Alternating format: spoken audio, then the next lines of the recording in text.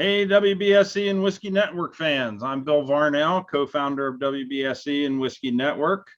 Joining me tonight is Whiskey Network's magazine staff writer, Mark Pruitt. Mark, raise your hand. Yeah, there we go. Welcome to our virtual tasting event live on WBSE. Chad Cadden can't be with us tonight for personal reasons. So we also have participating with us virtually 16 randomly selected WBSE members, which you see in the background. Welcome to our WBSE viewing group members as well, and you are welcome to post questions throughout the event. We'll get to them as time allows. Tonight, we're featuring ThreeChord Bourbon, a steel bending spirits LLC company. Our guests from ThreeChord are our Chief Operating Officer, Tony DeYoung, and whiskey maker, Ari Sussman, which I think Ari's not here yet. He will be with us in a minute. Welcome to Tony and Ari. Thank you for joining us this evening. So thank you. Let's raise a toast to National Bourbon Heritage Month. Cheers, everybody. Cheers, WBSE Whiskey Network. Mark, take it away. Hey, Tony, just really quick, will you give us an introduction to you just very quickly, since we have you here and since we're waiting for Ari? Sure. My name's Tony DeYoung. I've been in the wine and spirits business since 1996 and was one of those guys. I put 14 years in with Breakthrough Beverage, who's one of the national distributors, as VP of Sales and Marketing in New York. And in 2009, I felt it was time to go out and start some of my own stuff. So I helped Paul Coulombe and a national team of excellent salespeople and marketers create Pinnacle Vodka. And we started the confectionery craze. If you remember Pinnacle Whipped Cream, that was one of the projects that I had worked on. And then after that, I went to Deep Eddy. And when Deep Eddy was purchased by Heaven Hill, I was one of the 25 people they kept around the country. And about a year and a half in there, I had an opportunity to meet Neil through a common friend. And he told me what he was working on. And my phone rang about 2 months later and said, "Hey, we want you to come work over here." And I thought about it, and I was sitting in that corporate world and just decided it wasn't for me. The creative juices were flowing, and my entrepreneurial spirit took over. So I had decided to jump back in it. But as my first attempt at the brown spirits world, very excited to be part of the ThreeChord family. We're all family members, and I think the message that Neil really tries to send is it's about family, friends, and community. And put that phone down and talk to people. And when we had built Deep Eddy, we had it was a lifestyle message we were trying to send, and that was play, right? If anybody's familiar with Deep Eddy vodka, it's natural fruit juices in the vodka there, but the theme was a 50s retro vintage type look, and we wanted to promote responsible consumption through play. And what we decided we wanted to do at ThreeChord was, and this came from Neil, was we're going to give back right away. We're not going to wait till we're a big company. Every month I have to report to him how what charities we gave to, in our give back. And you'll see that Strange Collaboration is a big give back item for us. And we do things, on the surface. We just donated $5,000 to Sweet Relief, which is it's a group of musicians, Bruce Springsteen, Bono from U2, couple of those really big guys. And Sweet Relief gives back to the music community. Maybe the guys are having a hard time paying rent. They're having a hard time with health insurance, stuff like that. And we give back to them. We've also done that's a major organization. We've also given back to smaller organizations. There was a huge fundraiser in Chattanooga, Tennessee, and they were going to do away with the music department there. And Neil wasn't having it. I don't know if he told you or not. He's a humble guy for the most part. He doesn't really talk about himself a lot, but the Oakland City School District is the Neil Giraldo School of Music, and he just wasn't having this music program in Chattanooga, which is a little, it's a lower income area in Tennessee a little bit. So we actually helped them raise enough money to buy 100 instruments for the music program in the city of Chattanooga. So, we do things like that behind the scenes as well, which is something really big in Neil's vision. So ThreeChord is the ThreeChord of the blues, innately American. If you don't know, the blues genre is actually the original genre of music that country music and rock and roll stem from here in the United States. So those three chords on the guitar, they're really the foundation for a lot of the music that we listen to around the country today. So no matter what you're listening to, it all goes back to the blues.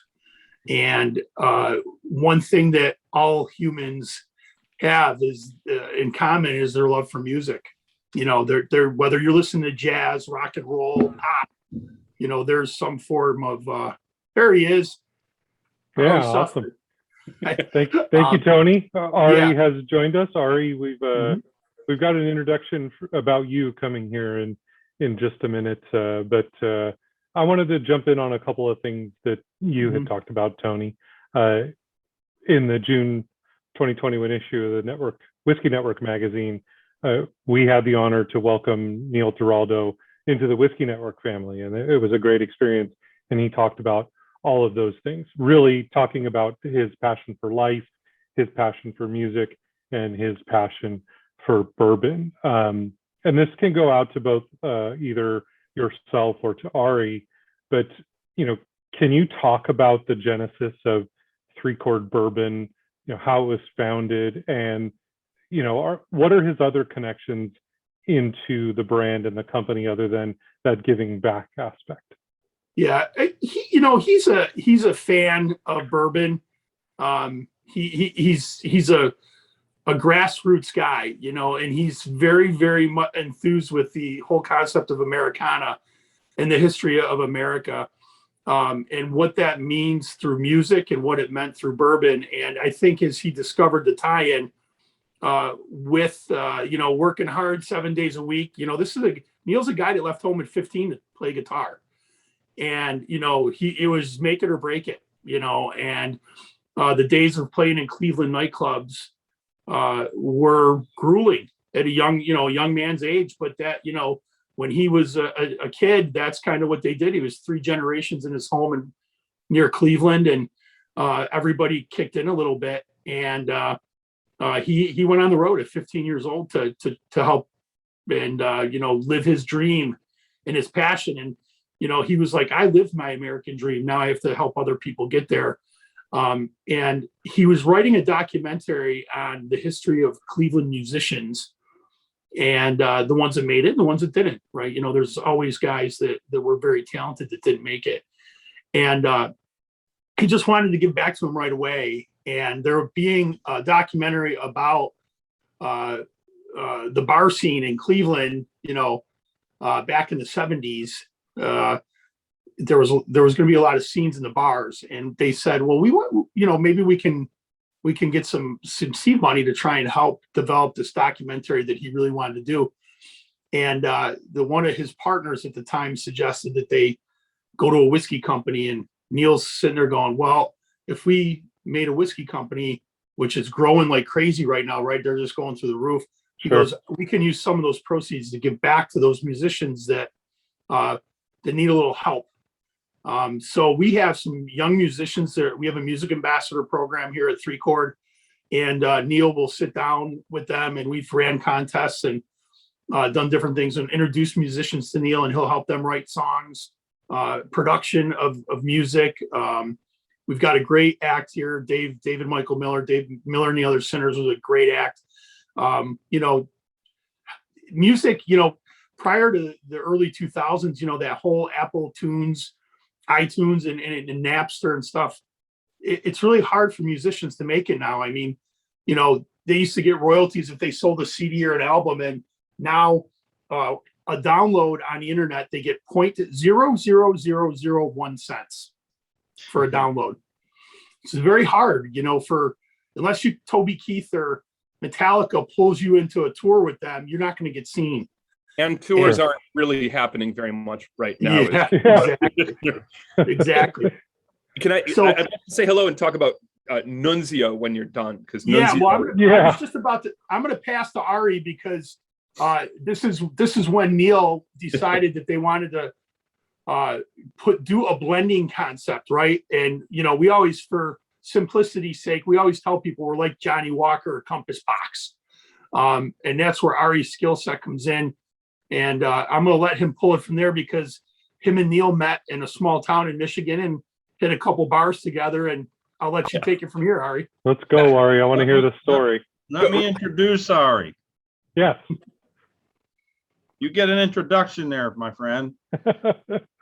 So let me give you a little background first. Ari spent 3 years as a winemaker in France, headed up an artisan distilling program, worked with 15 new distilleries across the country, won several awards, including a top 10 spirits award in Wine and Spirits magazine, and most recently received the 94 points for the 12 bar reserve in last summer's issue of Whiskey Advocate. And there's probably more that you can tell us about Ari, but go ahead and tell us about your unique blending process and how your motto of a perfectly tuned taste makes ThreeChord Bourbon special. Thank you very much for that kind introduction. I appreciate that. And thanks everyone for your patience. I've had some babysitter related issues this evening, so thank you. So I met Neil. I had recently left the artisan distilling program at Michigan State University. Michigan State University decided that they wanted to get into the training of up and coming distillers and essentially create a business incubator for craft distilleries. They did this in about 2007. And man, I was in the right place at the right time. I had recently come back from France and I was very interested in production. In France, I had also made brandy, which is very typical to be done in the back of most wineries and most rural wineries. There's a still, usually a very old still that wouldn't pass any United States fire marshal codes. And that's the still that I originally learned on while making brandy in southwestern France. When I came back to the United States, there wasn't much of a brandy industry, and the wine industry is kind of doing its own thing. So I wanted to take those skills and apply it to spirits. And so I got involved with Michigan State University and like was just said, had the opportunity of working with a lot of really big companies on spirits and product development. So we worked with the Beams and the MGPs of the world on their next generation of products. And ultimately we sent the students that were studying at Michigan State to those companies, and MSU students are sort of seeded around the spirits industry, from Beam to Gallo to dozens and dozens of craft distilleries. It's a long-winded way of saying that I met Neil Giraldo. He had gotten the names and numbers of a couple distillers who were doing innovative work, and my name happened to be on that list. And we had a chance to meet. And as Tony said, there was a little bit of bar hopping involved because I had helped develop a number of spirit brands, and I bring a healthy skepticism, I think, to new products. And I wanted to make sure that Neil was really behind this product, and he was. I could tell from the second that I met him. He started telling me about his grandfather Nunzio and how Nunzio made wine in the basement of the family house where 3 generations lived, and he had this passion for the smells and processes of production. And he meant it. And I asked him what sort of production meant to him, because production to me means whiskey, making whiskey. And he gave me a very eloquent, sort of poetic answer about how, as an artist, he primarily sees himself. He's a writer and a musician and a director, and he does all these things. But ultimately, he sees himself as a producer, which is a part of the industry that I wasn't necessarily familiar with, but which ties in to what we do on the blending side in, I think, a kind of interesting way. So a producer is the person in music who's in charge of building the band, oftentimes, making sure the right microphones are there, making sure the blend is right on a track, just making sure all the components are there and they're in harmony. That's what, when Neil said that that's how he feels most at home as an artist, and he was thinking about a spirits brand, I said, that process, that creative process of pulling in the components, mixing them, and then going through that creative process doesn't really remind me of, going out and sourcing an heirloom grain and distilling it and waiting 10 years for a product. What he's kind of talking about is a long lost American whiskey making tradition, which is blending. There was a time when the Shenleys and the Seagrams of the world were the biggest distilleries and biggest whiskey producers in the United States, that blended whiskeys were lauded in the same way that blended whiskeys in Scotland are lauded as being symphonies of different styles and flavors coming together for harmony, because of consolidation in the American whiskey industry and the very specific kind of unique history of Prohibition and all the homogenization that happened post-Prohibition, where thousands of distilleries that had existed kind of shrunk into like 6 big distilleries that were all releasing single distillery products. The tradition of American blending kind of went away. But when it's been coming back for a couple of years, and there's some companies that have done really innovative things. Tony mentioned Compass Box in Scotland. Compass Box is bringing the blending of Scotch into the 21st century. And it was unclear that anyone was doing that with American whiskey. There's a couple companies that are doing some really interesting blends, but we really wanted to explore that because of Neil's artistic background. And it just so happened we built a team. Tony's at the head of the team, and he's incredible. And what we decided to do was find really excellent whiskeys. Actually, phase 1, find really outstanding whiskeys and make compelling blends. Don't blend whiskeys for the sake of blending. Find blends that are more than the sum of their parts. So start with single barrel quality spirits. We could just go out and sell them as single barrels all day long. And as you know, it's a very efficient way of doing a whiskey company right now. Mm-hmm. Or what you could do is taste through the barrels and kind of figure out what's the best expression of what's going on. What's the most compelling expression? What's unique and different and might make the consumer think in a different way about that category that we're trying. And Neil is a bold person. He's been a bold artist his whole life. He was the first guitar player on MTV, right? That means he believes in being at the forefront. And he took an aggressive stance. He said, let's be creative. Let's not pander. Let's do what we think is right and good and do it in the right way. And that's sort of the lineup of products that we're gonna try tonight. Excellent. Neil talked about a lot of that and how much he loved building that family and how much his family values have translated over to that. And, you know, speaking of Americana, there's nobody else who's baked into music Americana culture than Neil Giraldo. And it starts with him being the first guitarist on MTV, and it just goes through the roof from there. So he's woven into a lot of things. And then you could just nod your heads on this, but if Neil Giraldo calls you to ask you to be a part of something, you say yes. You don't say no to that.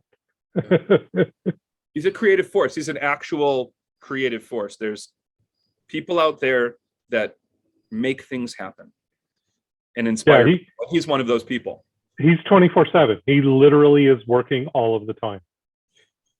And one thing that we should say also is oftentimes with brands that are either founded or created or whatever by celebrities who might not actually be involved very much in the day-to-day, Neil, who's on California time, joins us like every Monday morning, the entire staff, at 10 a.m. Eastern Standard Time. So he's up early, getting on Zooms, weekly basis, checking on the sales team, checking on the marketing team, and he's very, very much involved, as involved as anybody.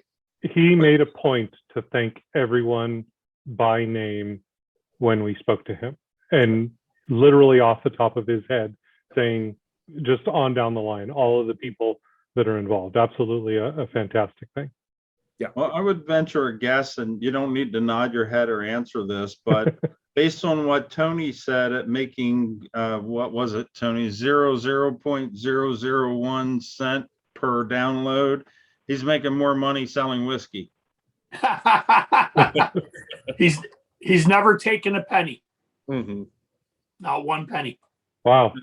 That's sort of the way Chad and I are. We make a little bit of money in this business, but we haven't taken any money out of it except for some expenses. But yeah, it's a passion for us.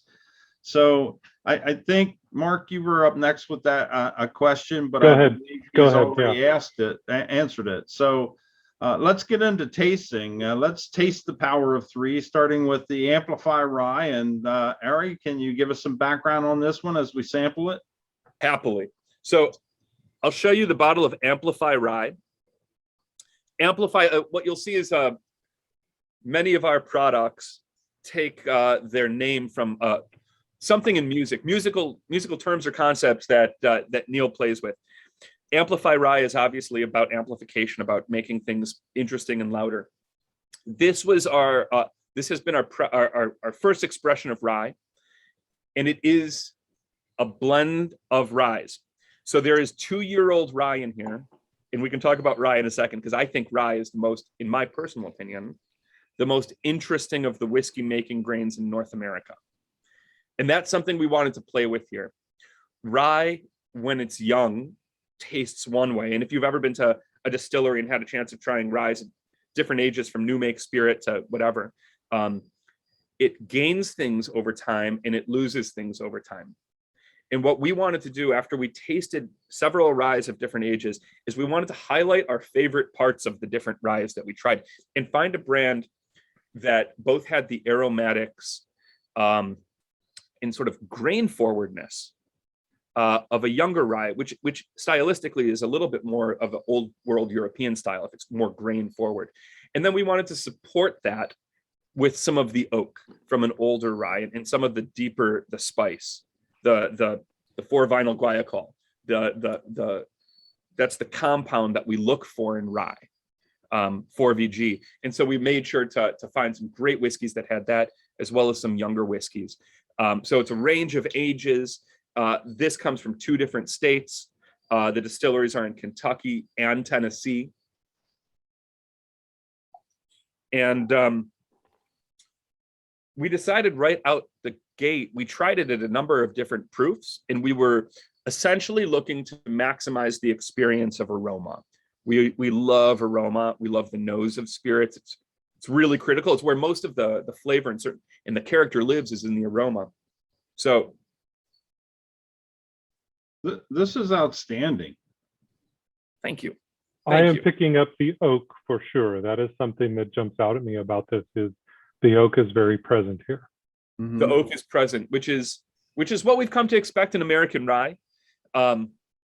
It's the higher component of more aromatic Kentucky rye that you might, some people do, some people don't, but to my nose, there's a cherry character. Absolutely. That fruit character, there's a reason why they call rye, in the rye world, they call them berries, rye berries, not rye grains, because it has it can have a floral or a fruity character to the grain itself. And we wanted to highlight that in Amplify Rye. One of the things that I found in my journey with whiskey, in the really young ryes and the new distilleries, I didn't care for them much. They're very grassy tasting. Yes. The grain comes through in this, but it's mature. It's not grassy tasting. Yeah. It's more fruity than grassy, and I'm getting some caramel and some vanilla in it as well. Yeah. It's quite nice. I think for me, the dried fruit and the oak, and I know that this isn't what it is, but this is what my brain's telling me. It's coming across like a leather note to me, but it's I know that it's not that, but those 2 things are sort of acting in that way to make me say that. I'm just not sure what it is, but I'm picky about ryes, and this is one of my favorite ryes for that very reason. Exactly what Bill said. This isn't sort of grassy, or it's not like you're laying in a field or whatever. It's very oak forward, and it has that underlying dried fruit component, and they come together in a very nice package. And it has a great color. I mean, it sticks to the glass. Yeah. It has that wonderful color. It's just a beautiful spirit. I'm getting some kind of a bread, and I can't put my finger on it. It's almost like a toast. Mm-hmm. Mm-hmm. I can't put my finger on, maybe even baked apple bread. Someone just mentioned apple in the chat, and I too am picking up apple. I don't always pick up apple. It kind of depends. But I'm picking up the apple and the cherry. And one of the things that we're trying, this is very much an American rye whiskey, which means that oak is still the dominant character intentionally, right? That it's that oak flavor and the leather, the vanilla, the wood tannin that comes from it. But we did want to add this extra aromatic element of a very balanced. It's like when you blend, if anybody here has ever seen folks blend perfume, you kind of blend it in such a structure where there's a base note and there's a top note. And generally the top note is quite aromatic. Sometimes it blows off, leaving just the bottom note. And there's a lot of parallels between perfumery blending and whiskey blending. This is something that we at ThreeChord learned from traditional cognac blenders who oftentimes also studied with perfume blenders.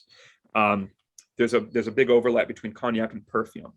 And so we tried to borrow from their tradition some of look for the aromatics, and then try to take this category of American rye and do something unique with it. So add these younger ryes that, again, don't have overly grassy characteristics, but have aromas that generally get lost in older ryes. They get completely subsumed by the oak, but we wanted them to remain in balance with the older rye. So I have a question from one of our members. Chris Ellis wants to know, when you're blending, do you seek out similar mash bills or mash bills that are on different ends of the spectrum? So that's a great question. Oftentimes, so if you think about the sources of flavor in a whiskey, from the type of grain selected to the type of grains, the individual varietals of grains, and then in what proportion in the mash bill, right? Then what yeast strain and fermentation conditions, and what kind of still are you doing it? And then how do you choose to mature it? Mash bill is one of the things that influences character, but here's a little bit of a hot take. The influence of a particular mash bill on the character of a whiskey is generally overstated versus the type of cooperage, where the barrels came from, the maturation conditions, certainly the yeast.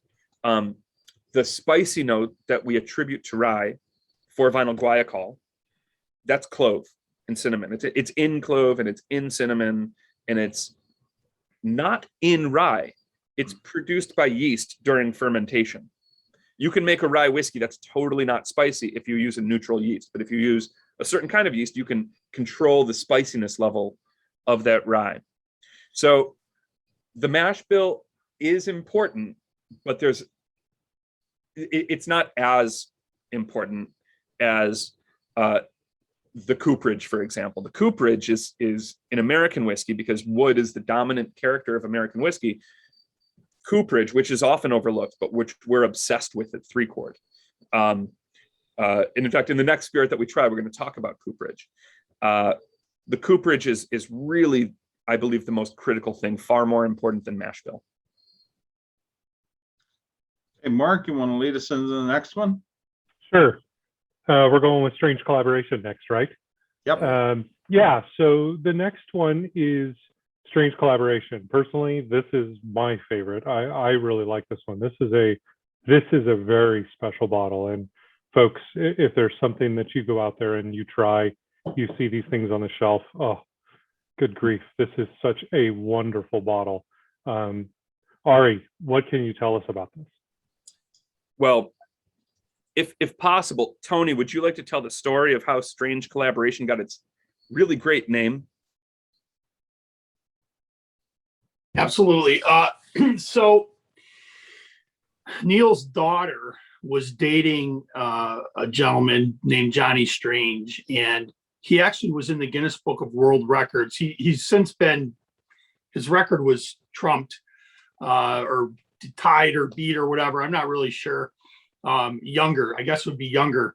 When he was 17 years old, he climbed the 7 summits of the world. So he was a mountain climber, a skydiver, And when he would climb, Johnny would go out. If I don't know if you were a kid and you walked 5K or something and said, "Give me a dime for every kilometer I go," and they donate that money to a cause. Well, Johnny's grandmother had Parkinson's disease, so he would climb the summits and say, "Hey, every mountain I climb, give me $50," and then he would donate that to Parkinson's. So he developed an affinity to Parkinson's disease, and he would climb these mountains and do these things. And he was very well respected in his hometown.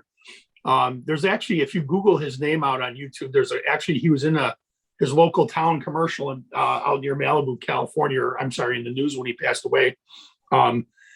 There was actually a kid on there that was a ballet dancer in high school, and he was being picked on, and Johnny had broken up these kids bullying this kid, and said, "You keep being a ballet dancer because you're really good, and you got your great passion. I can't do that. You can, they're just jealous because you have a skill that they don't."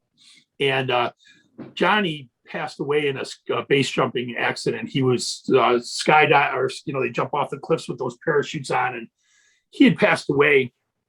And Neil and Brian Strange, Johnny's father, had developed a really, really strong bond. And Neil had bumped into Brian at a restaurant, and they sat down and gave each other a hug. They hadn't seen each other a while. And when they were catching up, Brian had revealed that he had started a winery named Strange Family Vineyards, and all the proceeds are donated to the Johnny Strange Foundation, which gives back to the community around Los Angeles in the form of inner city skate parks and any community type development that they think is relevant to what Johnny's goals were, and then some money to Parkinson's disease as well.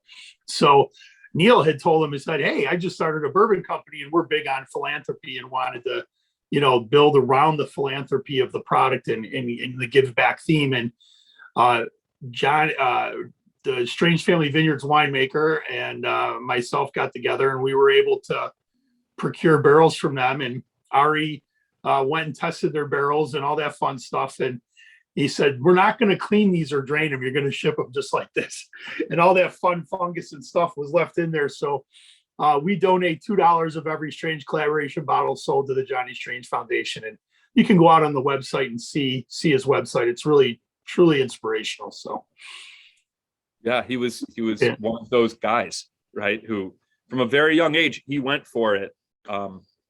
He wasn't long for this world, but this is one of the ways in which we're able to honor him. And for me personally, you heard about my background as a winemaker in France. Anytime there's a collaboration with a winery, I get really excited. It means I get to work with winemakers as well as whiskey makers and put together something that's hopefully a nice amalgam of all of that. And I was really pleasantly surprised with the quality of the oak, again, of the barrels that they sent. Really high quality French oak. Like, they care about Strange Family wine. I thought it was interesting that their actual last name was Strange. I thought that was really cool, and that the project started as, hey, let's do a collaboration with the Strange family. So we just called it Strange Collaboration. And then that name sort of took over. And initially, Tony was able to procure 4 barrels of Pinot Noir, 4 empty barrels of freshly dumped Pinot Noir from the central coast of California, where I love the Pinot Noir on the central coast of California. And the barrels were in great condition. You could tell that the winemaker and their entire staff knew how to treat cooperage, knew how to treat wood. And it came over exactly as we would like it. And we did an initial batch. Wine barrels are a little bit bigger, right, than whiskey barrels. They're about 60 gallons. Let's call them 60 gallons as opposed to closer to 50 gallons. Greater volume to surface area ratio. There's more volume than surface area relative to whiskey barrels. And we did an initial batch of it. It was just a limited edition, special release, one-off thing. And people kind of freaked out. And what we decided to do with this whiskey is, because, as you know, Pinot Noir is it's not a Cabernet, it's not a super Tuscan. It's a light, delicate wine that can express itself really beautifully in a number of ways, but it's easily overpowered. So the challenge with Strange Collaboration was use these beautiful Pinot Noir barrels, these French Pinot Noir barrels that have been in California for a while, and make a whiskey that's like a real bourbon whiskey, straight bourbon whiskey, right? But nothing so overpowering that you won't be able to get at least some hints from that beautiful Pinot Noir and the French oak underneath. And the way we were able to achieve that is, again, a mixture of different ages of whiskey, very intentionally, as well as, honestly, you have to select whiskey from lower levels in warehouses if you don't want overly oaked product. The products towards the top of the warehouse, where it's hotter, the wood's going to be further expanded. They're going to generally be oakier products. If you're looking for products that maybe are a little bit more in balance between the spirit, what's going on in the spirit, and the oak, look for whiskeys from the lower levels of the rick houses. That is what enables the Pinot Noir to continue to come through. And that's one of the ways in which we as a company are obsessed with oak and working with, we directly work with a number of cooperages. These ones just happen to be, we're getting them, the barrels are originally from the Vosges forest. It was harvested in the Vosges forest, coopered in France, came to California, and now they have whiskey in them. And the goal is to be sending, of course, barrels back and forth, right? So you can always send whiskey barrels to them. They fill them with wine, comes back. And it's a nice little cycle. But it was a one-off product that kind of got legs of its own. And now the market has demanded that we make more. And we've ordered, even recently, dozens of barrels. as I opened yesterday. Yeah, exactly. Even yesterday, we're getting another shipment of barrels so that, again, we can scale up on our strange collaboration. So Yeah, Ari, are Ari. you saying that this whiskey is finished in Pinot Noir barrels? Yes. Interesting. Interesting. I thought I got a hint of wine on it, but I didn't want to jump in and say, yeah, it has a little bit of wine there. There's Very a little tasty. bit of tannin from the French oak as well. And I should say, the Amplify Rye was 95 proof. This is 99 proof. Okay, this is 99 proof. And I think if you add a couple drops of water, the wine, particularly the aroma, starts to come out a little bit more. I'm a big fan of strange collaboration in cocktails. Just that little bit of wine and that lighter character of the whiskey allows, if you're using a really great vermouth, or really any other mixers, strange collaboration plays really well with others. And it's important that all of our spirits play really well with others. A little bit of water. Wow. A little bit of water. And that has to do with alcohol being an anesthetizing factor on the tongue. And if you dilute it a little bit, you're able to taste things more. Yeah, and it opens those fatty esters, and yeah, it's quite tasty. I put about 2 drops of water in. Got a comment from one of our members watching. Phil Bergman says, "Never had a bourbon with a mouthfeel like this. Delicious." Yeah. French oak is what contributes to mouthfeel. Yeah, it's very silky. Really unique tannins in French oak that you don't get in American oak. Different chemicals, different compounds. On the nose, the Pinot just jumps right out at me, and I love Central California Pinot Noir as well, and this it takes me back to having a big glass of wine and a slice of smoked brisket. I think that would just go excellent with something like this, because they just kind of play off of one another. A little bit of sweetness from the bark and the meat or whatever happens to be interacting with it, and just I think that under layer of, like you say, it's bourbon. I don't know how else to describe it. We could go down the rabbit hole, I'm sure, but it's pretty amazing how the Pinot just jumps right out in the nose, to me at least.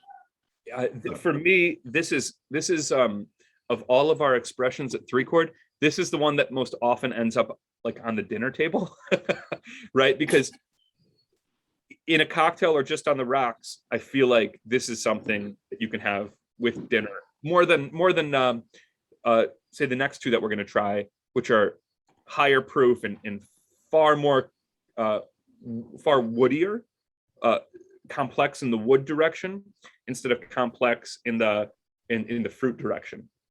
This does not drink like its proof level. This is a very easy to drink bourbon. And oftentimes when we get people in the group who ask about what would be a great thing to start with, this is absolutely on the list of things that I add to those folks. And even though it is 100 proof, this is a great bourbon to get into. This opens up so many different avenues.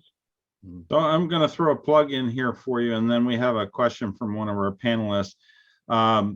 If you want any of the ThreeChord Bourbon offerings, you can go to ThreeChordBourbon.com and find out where their offerings are available for you. So actually now I have a couple questions. Michael Holdsworth, by the way, if you've got a question, unmute yourself, pop your question in at an opportune time, and then mute yourself again. So Michael says, Ari, how long is the bourbon finished in the Pinot cask? Great question. Great question. And the answer is, it's not so simple. It's not like you can put a timer on and when it goes ding, the bourbon's ready. Every cask is made of wood. Wood is an agricultural product. And as such, it does its own thing. 2 barrels, as you know, when you select single barrels, for instance, from the same lot, from the same barreling date that might have lived next to each other for 5 years, can be vastly different whiskeys. So the answer is around 6 months, sometimes more, sometimes less, depending on the specific barrel. And we wait for a barrel, an individual barrel, to get ready. When we deem a barrel ready, it's moved from one side to the other side. It can be dumped at that point into the next batch. We try not to take it too far to keep it consistent with the profile. But again, it's a little, if only it were so, if only we could turn the timer and wait for it to go ding, it would save a lot of labor, but it's not quite like that. All right, Chris. Magic of bourbon. You have a question, Chris? Yeah, I was just asking, like, they seem to be all a little bit of a higher proof for a lot of the things that I usually drink. So I was just wondering if there was a reason for that. Yeah, great question. We do have some lower proof offerings. They're not in this tasting. We have some, we call them our more introductory expressions. We have a blended bourbon that's at 81 proof. We have a Tennessee whiskey that's at a lower proof as well. Yep, there it is right there. So these ones in particular, we proofed them as high as we could, and we still enjoy them. It's sort of like it's up to each individual drinker whether you like to add a couple splashes of water, drink it neat, add an ice cube. Drink preference is a personal preference. There's no right or wrong way to do anything. That being said, the expressions that we release, we determine the proof based on what is the highest proof where we really enjoyed it. And then after that, feel free to add water. There's no right or wrong way to do it. But in general, yeah, I think within our company, there is a preference for higher proof. And then once that happens, you add water, add ice, do whatever you want to do. Sure. Ari, I have a question, and I don't want to open up a can of worms, Yeah. but on any of the expressions, do you char the barrels at any level? Do we personally char the barrels? Yes. Not on these expressions, but we do on other expressions. So again, we're every once in a while, you'll find like a very amazing barrel. The barrel just tastes stunning. You know it's the same juice that went into that barrel, but somehow what came out is in the top, let's call it 5% of the whiskey barrels that you get. You know, this very high bar here, you know, top 5%. Those barrels, right, the whiskey's only really penetrated maybe half of that stave. There's still a lot of great, whatever's going on in that barrel, whatever's really good, there's more of it there. So sometimes, I hope you follow us on social media, especially Instagram. You're going to see in the next little bit some really interesting videos. If you don't follow us yet, follow us so that you'll see some videos of us taking some of our favorite barrels and literally putting them through a chipper and turning our favorite barrels into chips, which we then put in a convection oven, and we toast them to specification. And through the process of pyrolysis, which is, change through fire, change through heat, very similar to what happens on a, to what happens to meat when you sear it or barbecue it, or bread when you toast it, as opposed to, say, steaming bread. If you steam bread, it's not very good. If you toast bread, it brings out all these new flavors. When we find a really great barrel, sometimes we dismantle it.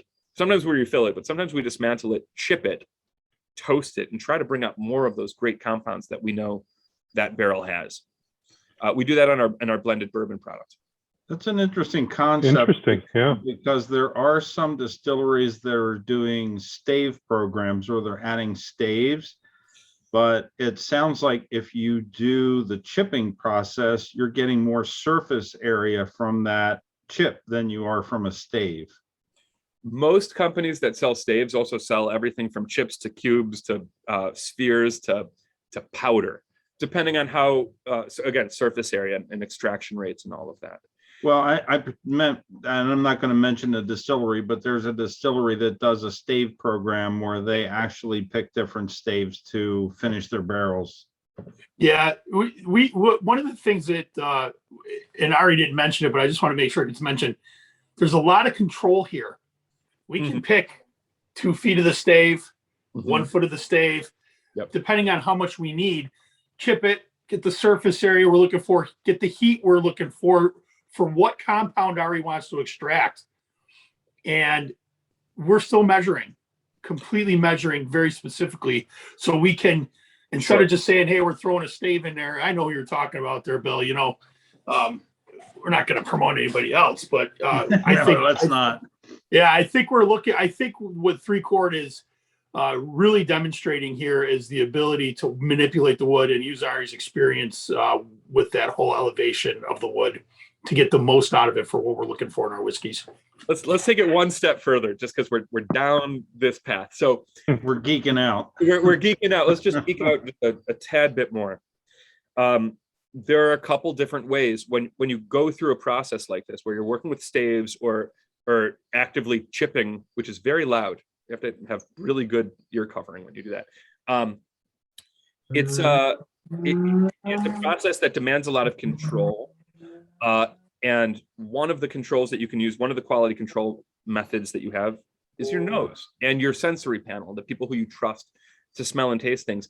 But because of, at least personally, my background at Michigan State University at the distilling program, in the laboratory that we had at our disposal, one of the things that we at ThreeChord, in addition to sensory evaluation, we do chemical evaluation. So I'm interested in the amount of grams per liter of vanillin that we've extracted from our wood. How much what's the guaiacol level? And we know the compounds in wood that we're looking for in whiskey, because essentially we've scanned many, many whiskeys and we've broken them down to their constituent molecules, and we know what we're looking for and we know how to produce it. And so it's a really fun kind of process. And Neil's into it because he has lots of stories of things that were done in the studio in terms of putting microphones in strange places and making people turn their back to the wall and putting a microphone down, or putting an amplifier down a hallway and a microphone at the other end of the hallway. And there's all kinds of really unique things that can be done in production that affect or define in some way a song.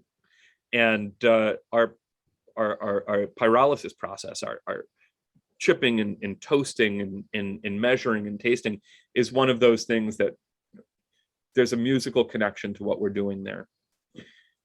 So I don't know if you'd noticed this in the chat thread or not, but Neil, one of our panel members, has mentioned, take a sip and think baklava, if you've ever had it. You're speaking my language, man. Neil, I love baklava. It really does. I mean, I hadn't thought of that, but it does. When you take a sip, it tastes like baklava.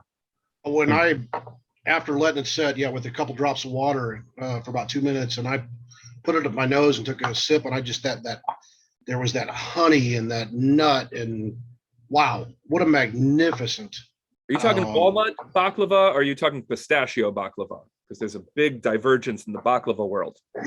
I'm talking walnut. All right. So yeah, you know, Yeah, my experience is all, honey and nut. That's a really great tasting note. you know, that was, well, it was like on the opening palate of it, I really got that walnut smell. And then it, like it was like a blackberry parfait. There was a creaminess that went behind that, you know, with dried fruit, and this is drop dead sexy. Yes, it is. I Thank you. agree. The mouthfeel of this can't be overlooked. I think that that's a great observation by someone here, that the mouthfeel just lends so much to it, and it's like a 1-2 punch. I'm really excited by what we at ThreeChord are doing, but really what a lot of innovators in the distilling space are doing with different types of oak. American whiskey barrels, and not that cost is an indicator of quality in any way, but American whiskey barrels cost between $250 and $300. The sorts of barrels that go into a product like this in order to create mouthfeel, viscosity, nutty flavors because of the tannins, and the certain concentrations of some of those tannins. These barrels are 3 times as expensive as anything used in the bourbon industry. And one of the interesting innovations that's happening right now is a whole host of flavors. It's like bringing a whole new palette of colors or a whole new range of sounds into whiskey by folks that are playing with oak. And certainly the traditionalists will say whiskey's been made a certain way and it's really good. And it's awesome that we can use relatively low cost barrels. And they give a fairly consistent, if you make large enough batches, fairly consistent character. But there's a lot of innovation happening right now with wood and the flavors that it can bring. And to me, that's really exciting. Not all of them are wonderful and compelling, but the ones that are, I think are really pointing in the direction of where whiskey can go. Well, Ari and Tony, I warned you about this, that we could get really into the geeky stuff. So Yeah, that's all right. Mark, hold 1 second. And I just want to add to Ari's note, you know, when we buy, we have other people making whiskey for us because we are blenders. We do want to be, you know, finding, you know, stuff from East Coast to West Coast that goes well together and create something unique. We're actually directing the distillers. You know, we're very involved in what they're distilling for us, the mash bill that we want, the cooper that we're using. You know, we just don't say, hey, yeah, we don't just say, hey, send us 100 barrels of X. We're very specific about what we're distilling and the cooperage we're using and what their char levels are, if they're toasted and so on and so forth. Very specific. So I had talked about phase one, and phase one of our company was sort of go and find really amazing whiskeys, be super judicious, say no if it's not up to standard, right? Phase one is making blends that way. And as Tony just described, we have recently moved on to a new phase where we are commissioning distilleries to make hundreds and hundreds of barrels to our specification, to specifically as blending ingredients. These are distilleries in multiple states, multiple regions, multiple elevations, climates. And Johnny Walker does this. Again, not to pitch any other company, but Johnny Walker doesn't need our help. Johnny Walker commissions multiple distilleries to make specific whiskeys to keep their blends consistent. And I'm just not aware of anyone in the United States who is collaborating with experts in different regions so that we can make all these different blends over the coming years. Ari, are you taking then new barrels and storing them yourselves, or taking them as they're older and bringing them in? So we have spirits made at multiple distilleries. Right. Tony can disclose which ones those are if he likes. And in general, we store them at those facilities. Okay. Because we're learning, we're not making traditional mash bills. We're not using traditional barrels that these distilleries would be using. In fact, we had several communications with distilleries this week. saying, are you sure you want to use this barrel? You know, it's going to add some cost. We said, yeah, we want to use that barrel because we want the quality that only that barrel can provide. Right. So yeah, that's what we're doing. Sweet. Ari, I'm envisioning if you guys would be willing to come back, that we do Getting Geeky with Ari. And after you guys do your social media videos that you're putting out there, let's go way down the rabbit hole of this stuff, because I think that this is really fascinating, and you guys are doing some really great innovation here, and it's awesome to hear about. But I know that we've got two other things to take, and I want to make sure that we get to those. So Bill, you want to take us through the next one? But I have a question for Ari and Tony before we get into that. Are you guys contemplating or doing a barrel pick program? We have one at this time. We're happy to jump on board with you all, and we send people out to Chelsea, Michigan, or we can fly Ari into where you are. Bring some people together, and Ari can take you through a blending seminar, and then we bottle it up for you and ship it where it needs to go. Yeah, or just a tasting.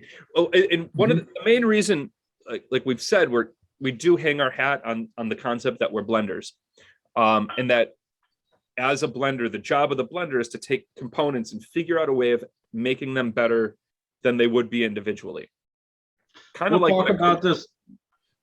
talk about this later, but I think we're interested in doing that. We have done multiple barrel picks, and we would be, I believe, interested in doing something like this. So Ari, we'll talk later about California is really nice this time of year, so come on out to California and we'll do the seminar. All right. Sure. So let's keep the ball rolling here. So would you introduce us to the 12 bar reserve, and let's talk a little bit about that as we sip it. And before I say that, I got to make a comment. Pat on here, when he tastes these things, he looks like he's having an orgasm with some of these. He's really enjoying it. You got to love watching some people drink their whiskey. You know they're enjoying it. For those of you listening, 1,000 words, right?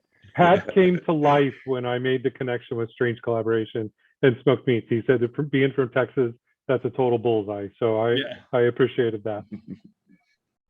Guys, you're spot on. Thank you so much. All right, Ari, let's talk about the 12 bar. This has been a really exciting product for us. Let me see. I'll hold it up so you can see it. So really quickly, the name 12 Bar Reserve.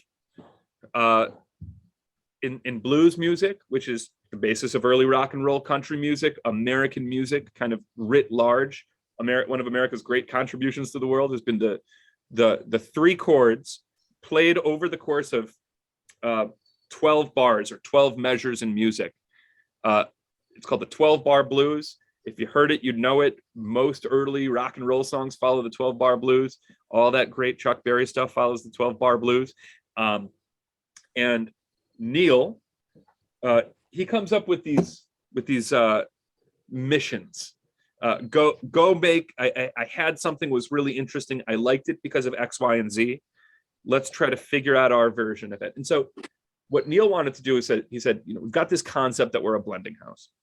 Let's go and make a blended bourbon to stand shoulder to shoulder with the big bourbons in the country. Make something that is as good as anything, and hopefully adds a little bit to the discussion. So what we have in 12 Bar Reserve is a blend of minimally aged 12-year-old whiskeys from Tennessee and Kentucky. This is a blend of minimally aged 12-year-old straight bourbons. So this is a big whiskey. And our goal was to put it next to sort of other equivalent whiskeys and see how it fared. And so we have a whole development process that includes taste tests, blind sampling. We really want to feel confident that as we take a new product to market and hang our hat on it, that it's going to be what we hoped it would be. So 12 Bar Reserve is the culmination of that project. And as we stated earlier, we were really happy when Whiskey Advocate gave it 94 points. That was really great. We were really proud when San Francisco Spirits Awards gave it a double gold. very proud of its reception. We're really proud of the product, and we're happy that people seem to have enjoyed it so far. I wish we could make more of it. This is an issue. Good things in short supply, but we're very happy that we're able to share it with you this evening. Oh, this is drop dead sexy. I'm telling you, this is great. It's got, and I'll use my business partner, Chad, who couldn't be with us tonight. I'll use a term that he likes to use. It's got a different kind of funk on the nose. Yeah. And oh my God, when it hits your tongue, it's like silk covering your tongue, and then the flavors just explode. Yeah. It's a super Tuscan. If you're a wine person, this is a big bourbon. This is a big bourbon, and it's different from both. It has aspects of Tennessee bourbons and Kentucky bourbons kind of all in there. And it's fun to drink it next to other sort of equivalently aged bourbons from Tennessee and Kentucky, and see how it kind of shares, but also has this other added dimension where those two kind of came together and made something new. You just want to chew it. Yeah. It's a chewy one. Leathery, tobacco-y, cigar. I mean, it's there's a lot in there. Oh, I could sit in a corner with this and a nice cigar and just get lost in it. As much as I love to pair food with whiskey, this is a standalone. I mean, you could put this up with like a tiramisu, or you could put this up with creme brulee or something like that. But you could also have this standalone as an after dinner. You're sitting by yourself and it's just kind of quiet time. I totally hit it on the head with tobacco and wood. Those are the two things that jump out to me. This is Yeah. You can send me a bottle of this. I'll be happy to accept it. That's phenomenal. Send him the 12 and send me the 15. I see a comment by Harold here. Harold, we're going to teach you a little something. He says he loved that mild burn. It's a hug. We call that a hug in the whiskey business. Depending on where it is, you have a mild hug. Mm-hmm. This is the Annie Ellis hug up here, and the Uncle Fred hug is down here. So picture walking in on Thanksgiving, and Annie Ellis gives you a nice little hug, and then Uncle Fred comes over and he gives you that big bear hug. So these 12-year-old whiskeys are giving you Uncle Fred's hug on the holiday. So you get a nice hug right down to here. This does not drink like the proof number at all. Once again, it is. You're right. It's a hug, but it's not a big strong bear hug. It's a very nice, cozy hug, and you get a little bit of that 107 going down a little bit. That's okay. That's what it's for. But man, does it not drink like it's proof at all? Very approachable.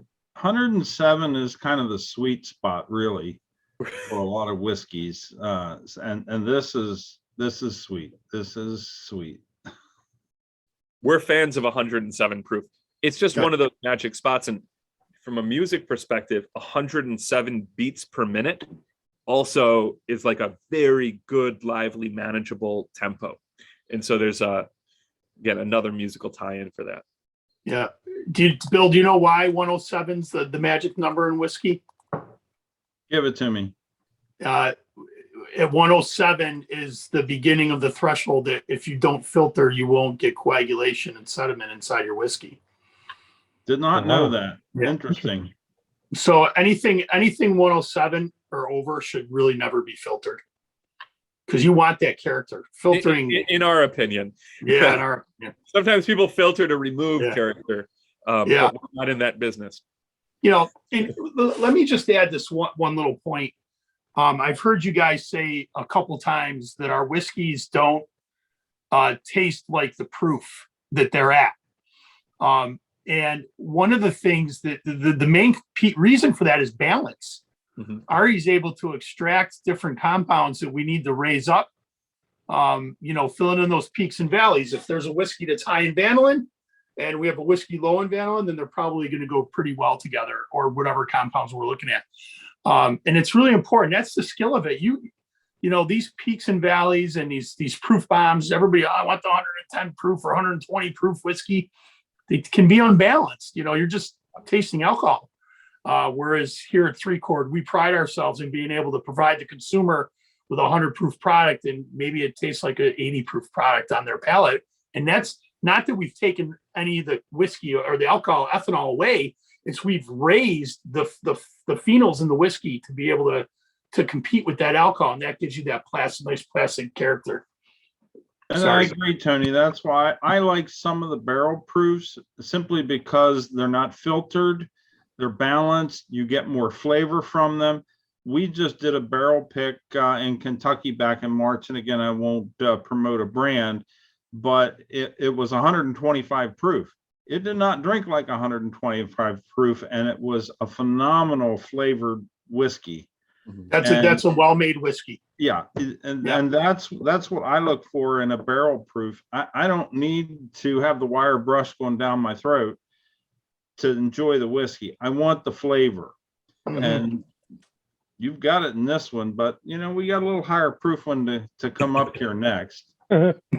I'm fascinated by this, because if you swish this around in your glass, the way that it sticks to the sides of the glass, the legs on this is just, it's impressive. It's absolutely fantastic.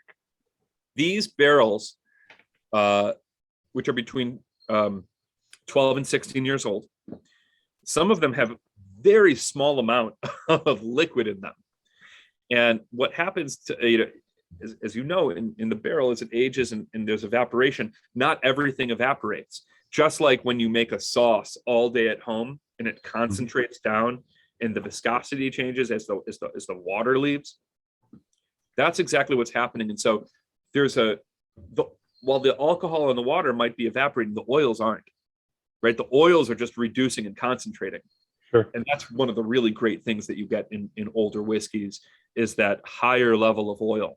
You can do that in other ways. You can actually do that oil through grain selection in choosing raw inputs that have more oil and distilling them in such a way that the oils come up and over and end up in the final spirit. But that's not going to be done on a Vendome column, which is what primarily everyone in the United States uses. If I could ask, what's the retail on the 12 Bar Reserve? Tony, what's the retail on this one? Isn't it 79? Yeah, 69 to 79. We have it's a limited release item, though. It's pretty difficult to find. I would suggest if you find one out there, you scoop it up. Yeah. Fantastic. All right, Mark, you want to lead us into the next one? All right, well, keeping with the musical theme, the next performer, let's say it keeps the beat, Whiskey Drummer. Ari, tell me about this one. Whiskey Drummer. Another one of our limited edition releases that sort of gained such popularity that we were compelled to release another one. So the Whiskey Drummer is a really interesting story about, at the end of Prohibition, a literal drummer would walk down the streets in Louisville beating a drum. They call that drumming up business. That's where the phrase drumming up business came from. And they say that the liquor shops are open, you beat the drum. And we just love that there's this whiskey drummer connection, because we're a musically oriented whiskey company. So we had to snag up that name and put a really great whiskey in it. The label has a picture of the Whiskey Drummer, really cool illustration. This is a 15-year-old Kentucky bourbon, 15-year-old straight Kentucky bourbon. This is it's definitely not from the upper racks of the Rick House, because it has a not overwhelming woodiness. It has a balance that I think is very uncommon for older Kentucky bourbons. Older Kentucky bourbons can be really good. They're oftentimes incredibly woody. And to my palate, they drink better as a component of a blend than necessarily by themselves once they get to a certain age. Very rarely do I try a 15-year-old bourbon that I think, that's perfect the way it is. Usually I think, man, that as 30% of a blend, that could be really good. But as 100% of a glass, it's missing something. This was something that we all just thought was so interesting when we tried it, that we didn't even really blend it with anything. It's our very first release that we said, sometimes you just get out of the way and let the whiskey do its own thing. It's 117 plus proof,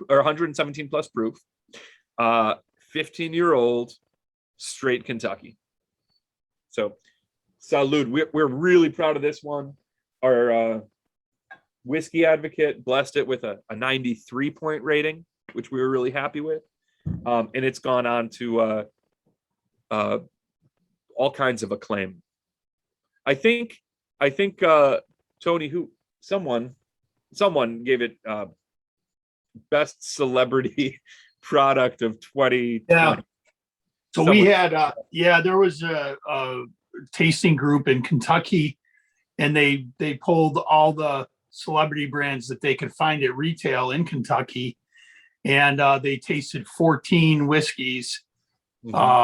And we actually were 1, 2, and 4 out of their top 4 in a blind tasting. That was in pretty a good. blind. It was all blind. Yeah, we don't know the people or anything like that. So that was really cool for us. A blind tasting to take 3 of the top 4 spots and 14 whiskeys, and our winners were not the most expensive whiskeys on the panel. So it was really good outing for us. And Whiskey Drummer was number 1. This is really oak forward on the nose. Yeah. Volatile. I have to tell you, Chad and I did a barrel pick. I think it was our third barrel pick, that we went to the distillery with all intents of having it finished in a sherry barrel. And we tried 5 different barrels, and one of them was an MGP, and it just stood out among the rest, and it was just phenomenal. And I said, okay, guys, we came down here with intentions of finishing a barrel. Let's try it. So a couple drops of sherry in it, totally ruined it. Yeah. And this distillery produces mostly finished product. We didn't finish it. Yeah. It was just phenomenal. And there's a few members in our group that have had the opportunity to have this particular whiskey, and it was just one of our best. And obviously I mentioned another one we just recently did, which ranks right up there with one of our best picks as well. This is phenomenal.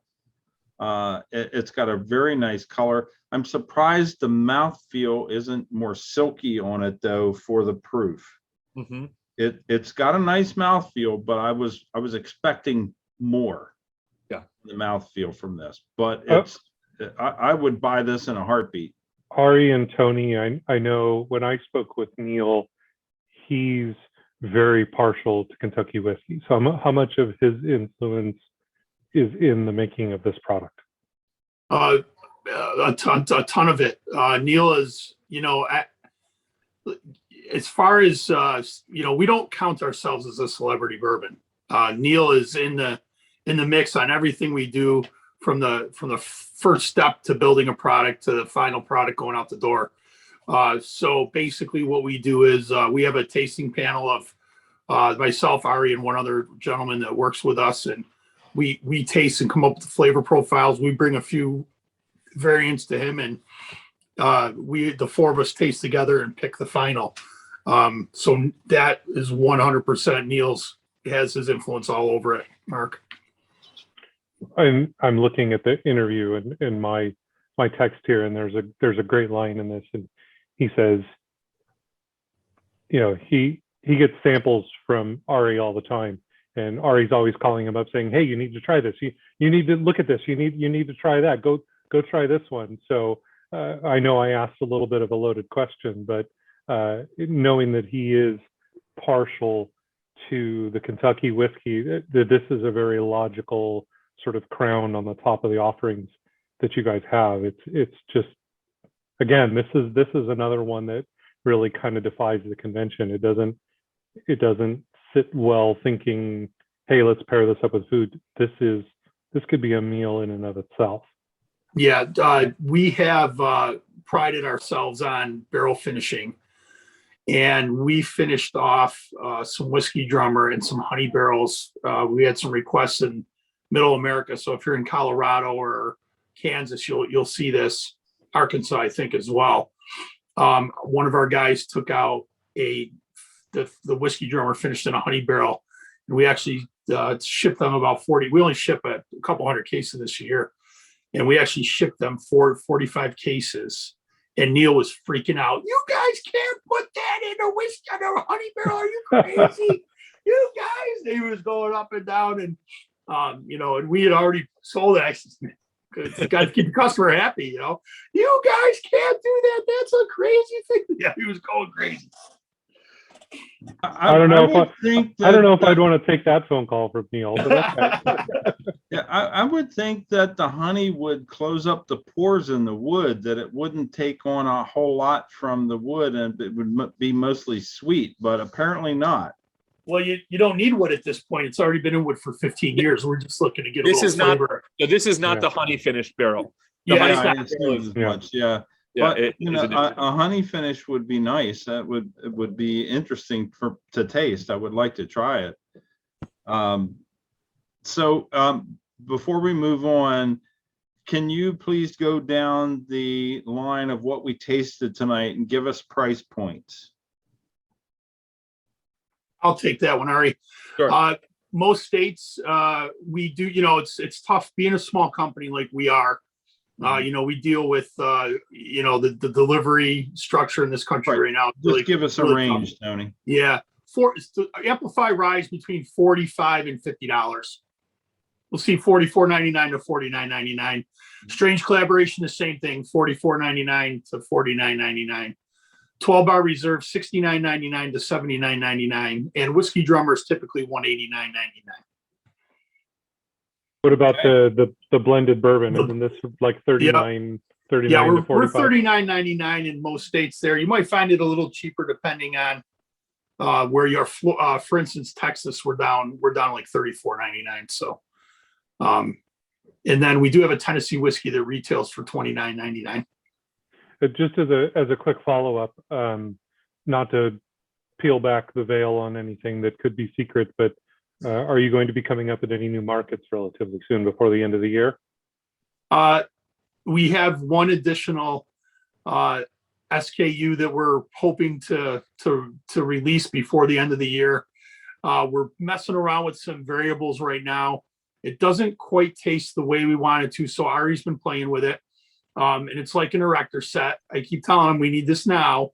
But we do have an item mark coming out called 5 Cask, which has whiskeys from 2 to 7 years old in it, 3 bourbons and 2 ryes that we've selected from some of our best partners.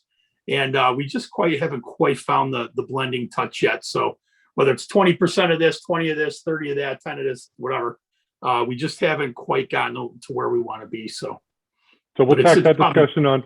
We'll tack that discussion on to getting geeky with Ari. We'll talk about the blending of that. But sure. Are you available coast to coast countrywide? Yes. Okay. So Ari, I'm assuming you've told Tony that you can't rush good whiskey, right? Tony is well aware that whiskey makes its own timeline. And, the critical thing is that when it goes in the bottle, it's we're proud of it. It's got to extend the conversation in the category in which it's in. So if someone's interested in a whiskey that's a blend of fine American whiskeys that are all single barrel worthy, but you can bring them together in new and creative ways. Sometimes that takes a minute, but yeah, it's been a fun process. Someone asked earlier, have you ever made something that wasn't good or took a lot of work or something? Yeah, we love those challenges, and whiskey doesn't always follow the timelines that you hope it does. It's a process in and of itself. And there's a coming together, there's an equilibrium. There's a coming together of chemicals and compounds, and they change and they work themselves out. And what you can do is, as a blender, is patiently watch and tweak and let it do its thing and not rush it. And that's part of the beauty of the whiskey making process is respecting that whiskey. Yeah. One of the things that Ari said it earlier, it's 3 to 6 months. It could be 8 months. When it's ready, it's ready. And I love these people that, we're aging it, we're finishing it in this barrel for at least a year or at least 6 months. You could miss a window, and if you have a 25,000 barrel rack house, you have 25,000 different whiskeys, and you could have 2 barrels right next to each other in that rick house that are completely different. And one of the things that I think the ThreeChord team prides themselves on is realizing that that's the case. It does take some work. It's not, we're not just putting, oh, we're going to put this here for 6 months. This is going to be a 4-year-old. This is going to go here. And that's the end of it. And you move on. It doesn't work that way. Not with what we're trying to do. So I have 2 comments here from our panel members. And we'll pick Pat's up first since he posted first. Drummer has a smoother finish than I expected. Has an amazing finish. The oak, caramel, vanilla, and honey finish. It reminded me of honeysuckle flowers I tasted as a child in the foothills of Sun Valley, California. I look forward to this to add to my collection. 2 thumbs up. And then we follow up with Jeff Henley, who's also on the panel here. Unfortunately, he doesn't have video. He says, as a lifelong guitarist and bourbon guy, you guys are directly in my wheelhouse. Very excited to follow your journey and hopefully find some of this great juice in Missouri someday. So we've got some fans, including me, on this event tonight. So those were some fantastic whiskeys, absolutely. When looking at your website, something struck a chord with me, no pun intended. Well, yeah, a pun intended. ThreeChord has a giving back program. Would you tell our viewers what that entails and wrap it up with what's next for ThreeChord Bourbon? And you already touched on the giving back program, but elaborate on that a bit, please. Are you good? You want me to take it? Why don't you talk about the giving back program? Yeah.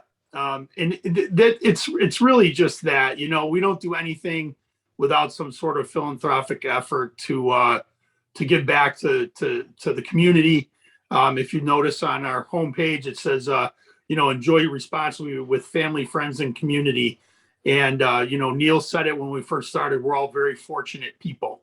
We can afford a couple bucks to make sure that those around us are fortunate as well. So our pillars of giving are musicians. One of our other pillars is musical programs at educational hubs. We're very careful not to market to children, so please don't confuse that with anything else. But we want to make sure that those young musicians out there get a chance to succeed. And we have some exciting things coming up. If you're a music fan, do yourself a favor and Google Dockery Farms, because we've got some fun stuff coming up with Dockery Farms. Google some of those great blues musicians that are coming up that are younger. Christone Kingfish. What's his name, Ari? Great musician. Kingfish. Just Google Kingfish blues artist. So come on. I can never remember it. He's got a couple different worded names there, but we just met this young man, and he's very highly regarded in the blues community. And many longtime blues fans are saying that he's going to bring some prominence back to the blues genre as a musical genre. So we're going to be partnering with people that can stimulate the marketplace like that. Yes, Christone Kingfish. That's right. Yeah. Mm-hmm. Yep. So, yeah, keep your eyes open. Google Dockery Farms. Would you spell that, please? Coming. What's that? Would you spell that, please, Tony? Dockery. Ari, how's Dockery spelled? Dockey. E-R-Y. Dockey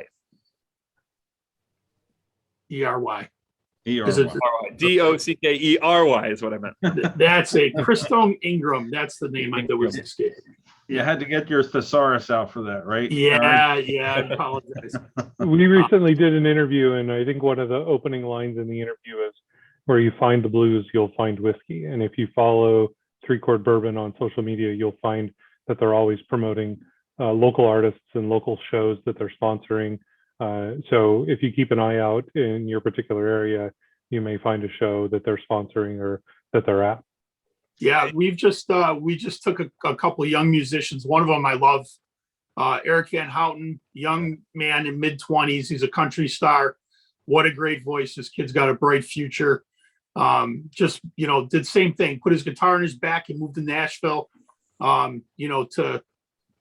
just to try and make it work, and, left his home and family and went out on his own.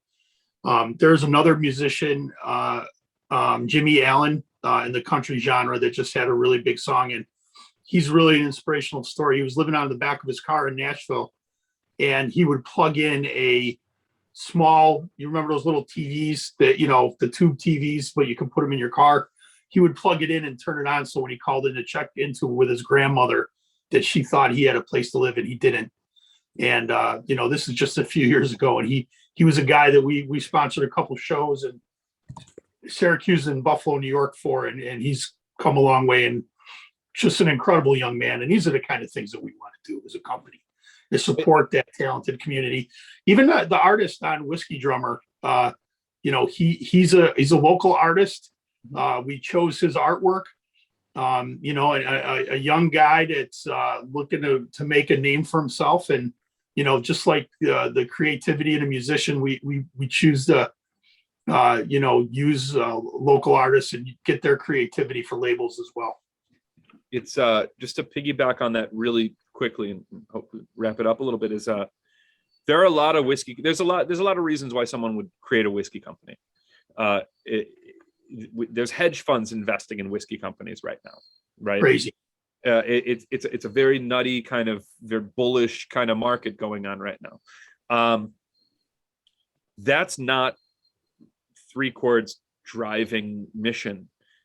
Neil has created a company which is very much about creating a community and giving back to the community, and again, tying together music and musicians and whiskey and high quality whiskey, and the production and the blending of whiskey. And it's been a really incredible journey, because that kind of mission could very easily fall flat or under deliver.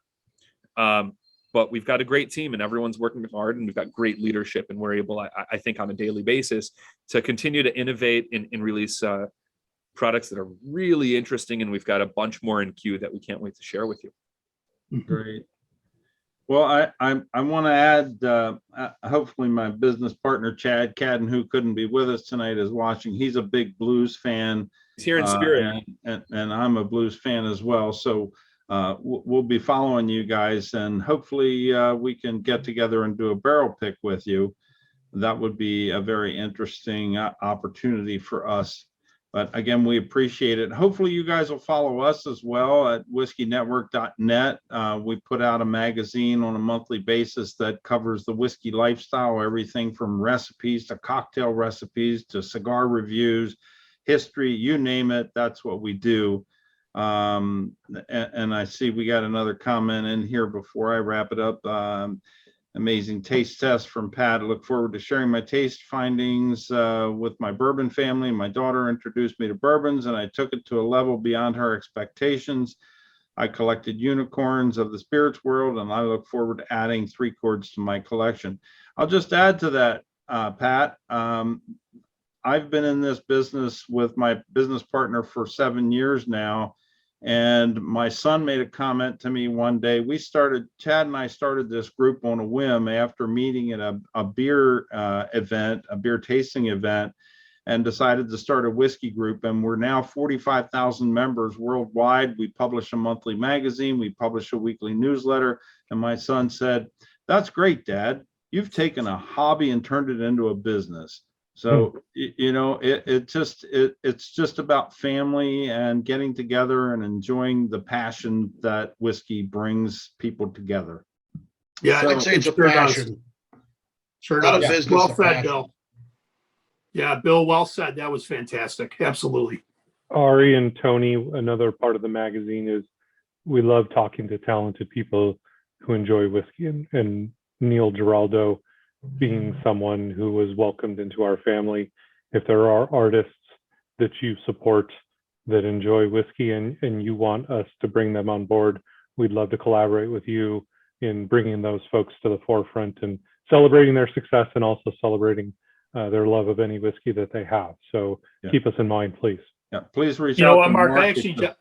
I jotted that down, Mark. When you hit me up on that email, we'll send a few folks to you guys. Sure. Yeah, that's Mark's ballywick there. Mark's our celebrity guy. He's in touch with all the PR people, and he brings the artists to us. So he's the guy you want to get in touch with. So On behalf of myself, Mark, and all of WBSE, we'd like to thank Tony DeYoung and Ari Sussman of ThreeChord Bourbon for sharing their evening and this fantastic tasting event with us. Please visit their website, threechordbourbon.com, and find out where you can pick up their products. We wish you the best in your already successful business. And cheers to you both. Cheers to WBSE and Whiskey Network. And remember, crack a bottle, share a pour. Cheers to you, Chad. Wishing you were here. Thank you, gentlemen. Have a great evening.